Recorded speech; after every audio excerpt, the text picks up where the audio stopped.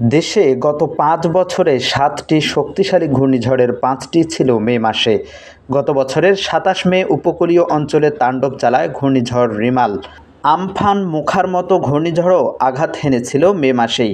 এবারও তার ব্যতিক্রম হচ্ছে না। তবে এবার একই সপ্তাহে দুটি ঘূর্ণিঝড় সৃষ্টির শঙ্কা রয়েছে।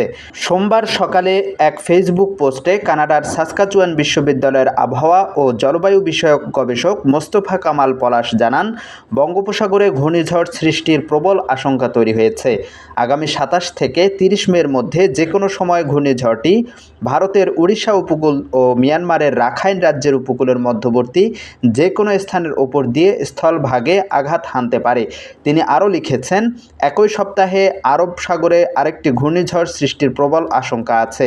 আরব সাগরের ঘূর্ণিঝড়টি প্রথমে ও বঙ্গোপসাগরের ঘূর্ণিঝড়টি পরে সৃষ্টি হতে পারে। বিশ্ব আবহাওয়া সংস্থার আঞ্চলিক অফিসের প্রস্তুত করা নামের লিস্টের পরবর্তী দুইটি নাম হলো শক্তি ও মন্থা।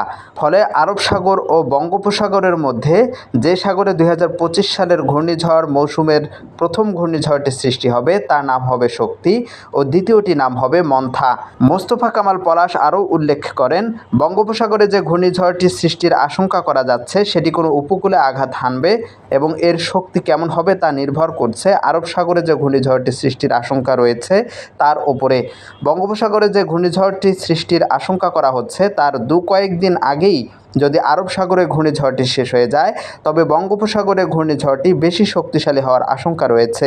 আবহাওয়ার পূর্বাভাস মডেলগুলো হতে প্রাপ্ত সর্বশেষ পূর্বাভাস অনুসারে বঙ্গোপসাগরে ঘূর্ণিঝড়টি ২৯ থেকে ৩০ মের মধ্যে উপকূলে আঘাত করার আশঙ্কা বেশি। তবে এখনই নিশ্চিত করে কিছু বলা যাচ্ছে না। দেশের নাম্বার 1 ট্রেডিং অ্যাপ নিফটি ফার্স্টে পাচ্ছেন ট্রেডিং এর সব সুবিধা, dual exchange access, company analysis, portfolio তৈরি করা সহ আরও অনেক ইউনিক ফিচারের সাথে ট্রেড করতে ডাউনলোড করুন এক্ষুনি।